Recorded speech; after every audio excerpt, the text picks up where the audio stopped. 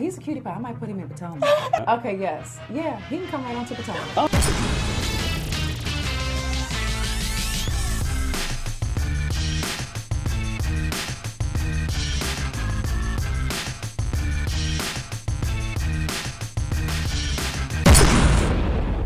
What's up, Skye Squad? We are back in the building. Yes, today we're going to be talking about the latest episodes of the Real Housewives of Potomac.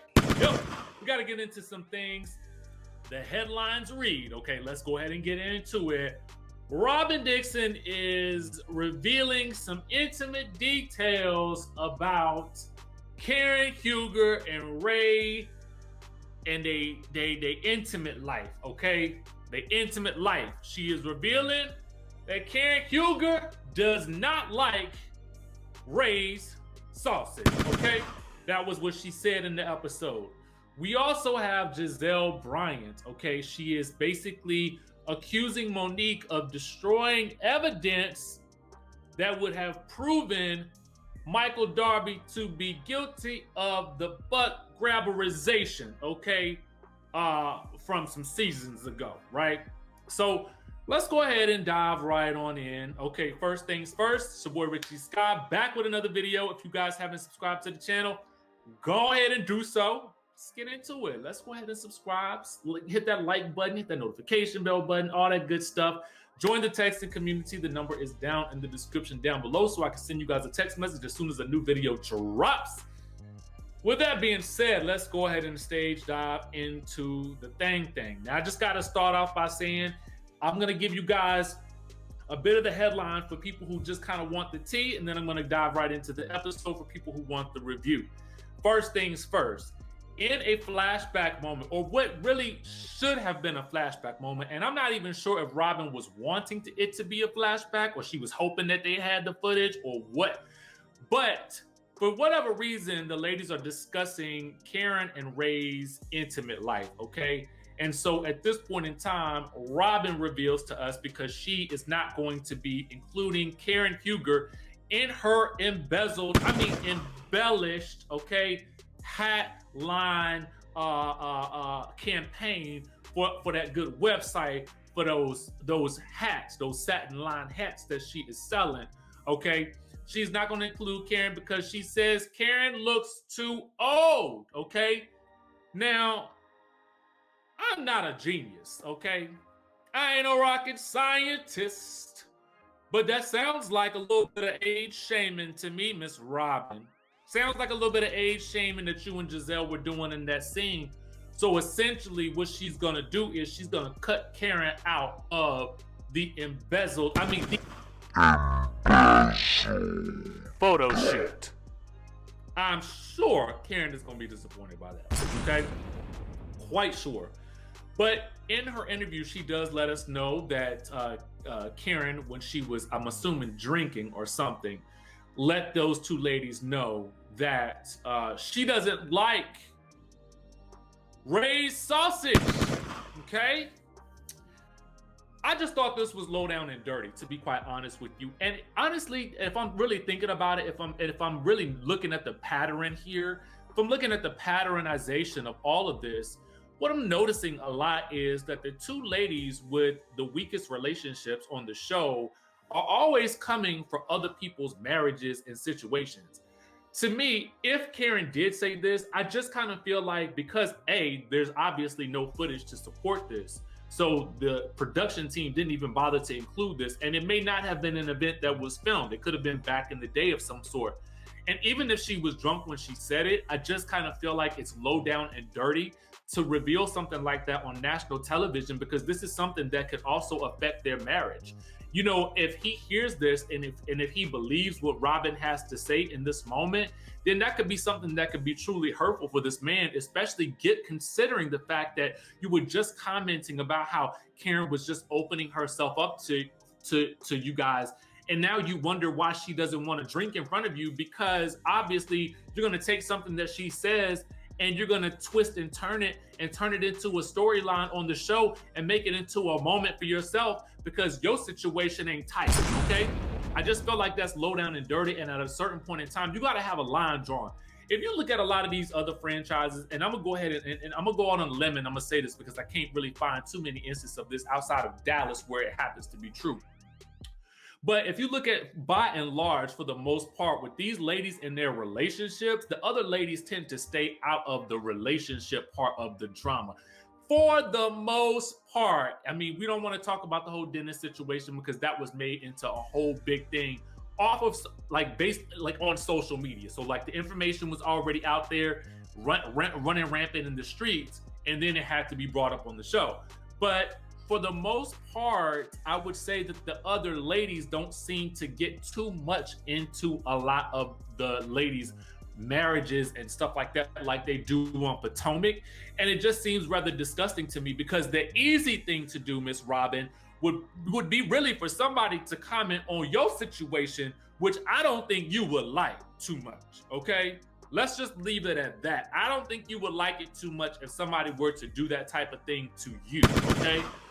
In this same scene that we're talking about, where Robyn reveals this lowdown and dirty information, Gizelle also they're in the midst of confronting Ashley because Ashley is letting them know that she had to write a character assessment on Candiace because Monique has requested it in order for Monique to stay out of the jail cell, okay? Now, the situation is serious for Ashley because she realizes that this could cause Monique to be separated from her kids. Gizelle doesn't seem to think that it could go that serious, but the girl is, trying to take her to court and press these charges against her. It could definitely lead to that. So to me, it's like you're not even taking that seriously. Why is that? But when Ashley reveals why she's doing this, and to me, I felt like, Ashley, why are you justifying your actions to these two women who don't like Monique at all? Like, to me, I just felt like you don't need to justify yourself to these women. And it just takes me back to this old big sister almighty syndrome that I feel like Gizelle sort of has over these ladies. It almost feels like a lot of times, some of the younger characters on this show are attempting they want to be in her good graces for whatever reason, and I don't understand it. And it felt to me like this was one of those instances where Ashley was trying to do that, just didn't get it.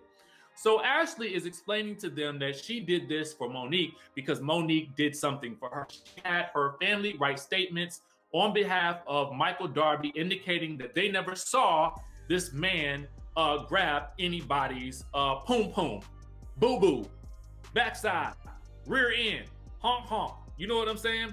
So to me, I just felt like you didn't even need to say that. You could have just said, yo, that's my girl, and she asked me to, so I'm going to do so. That's been, and this is my experience with Candiace, and I'm gonna write about it, okay? Now,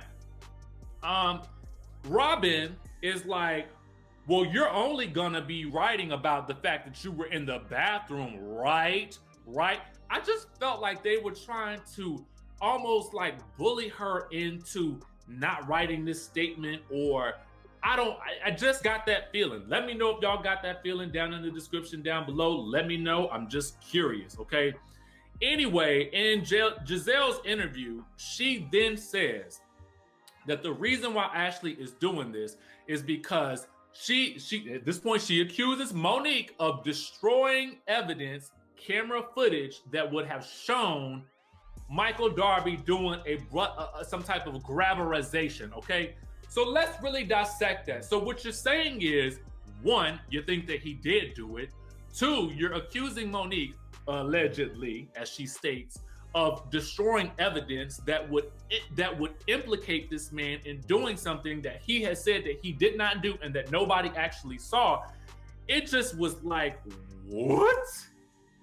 Like, I just kind of felt like, does she even know what she did there? Is she even aware that she has just accused someone of destroying evidence?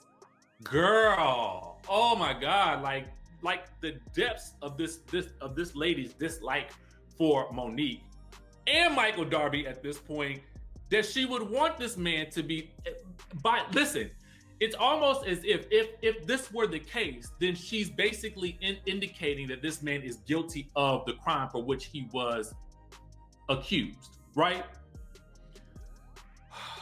it's so deep. I don't even know if Ashley got that. I don't even know if she gets it, you know, even after seeing the episode. Who knows?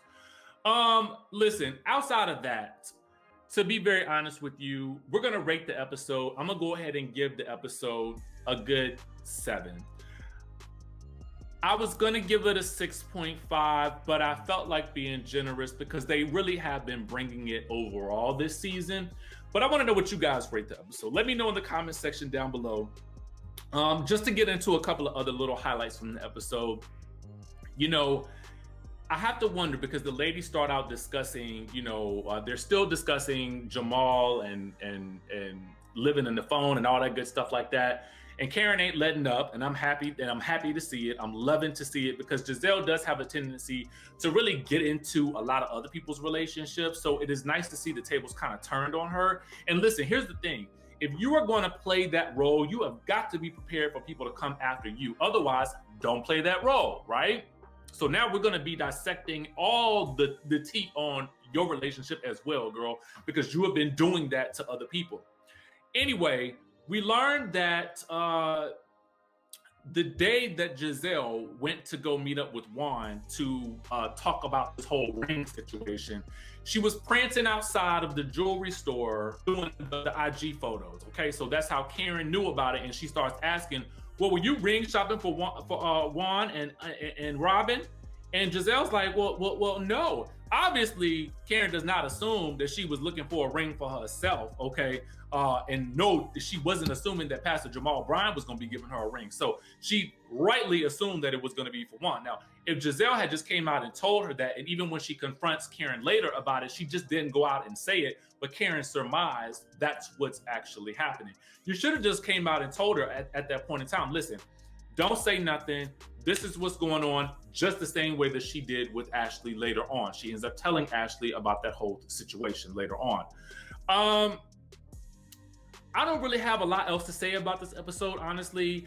Ashley confronts Candiace about some things that Candiace has said about her before. Obviously, Ashley is still in her feelings about it, specifically after having just written this letter in defense of Monique.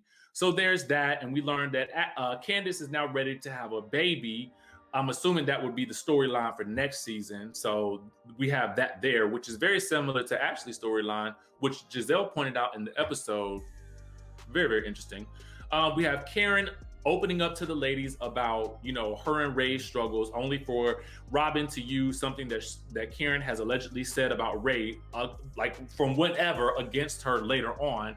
It's like, you know, these ladies are just, I have to say this, the pattern that is going on with these ladies is becoming very predictable, and production is going to need to switch up the formula next season, because what we can't continue to do is see Robyn and Gizelle bringing up some type of information about Karen or spreading some type of information that they know is not true, and that being the storyline or the through line to cause all the chaos among the other ladies wanting so badly to impress Gizelle and Robyn that they're willing to do any and everything in order to stay in their good graces.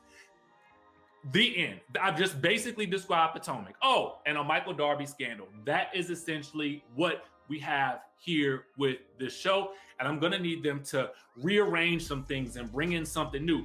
But by and large, they have been delivering on the antics thus far. I just have to say that some of it is becoming very, very predictable. Other than that, it was nice to see Karen complimenting Candiace on the way that she reacted to Ashley, sort of, you know, having some residual feelings about the things that they've gone through in their past. And I will say that Candiace reacted, you know, she was very humble about the situation. Hopefully that'll last, but as we've seen in the preview for the next coming episodes, it does not seem to last, because in the next episode, she is cursing Ashley out, okay? I wanna know what you guys think about the episode. You know, what are your thoughts in general about this whole season as we continue on into the final stretch? Let me know your thoughts down in the comments section down below. I kind of went light on this episode, mostly because I really didn't feel like it was that much outstanding content. It wasn't a bad episode, it was just in the middle. Make sure you guys hit that subscribe button down below, hit that notification bell button. I will catch you in the next video.